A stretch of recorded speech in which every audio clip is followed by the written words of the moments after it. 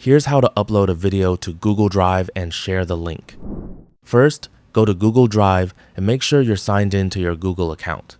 To upload your video, open your File Explorer and drag the video into Google Drive. Alternatively, you can also click New and select File Upload. Find the video on your computer, select it, and wait for the upload to finish.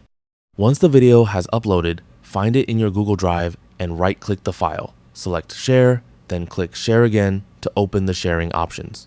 By default, the file may be set to Restricted, meaning only specific people can access it. To share the video with anyone who has the link, change the access setting to Anyone with the link.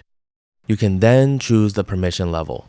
Keep it set to Viewer if you only want people to watch or download the video. If you select Editor, people with the link may also be able to modify the file, add files, or delete content. After choosing the appropriate permission, click Copy Link. You can now send this link to anyone you want to share the video with. That's all for this video. Thanks.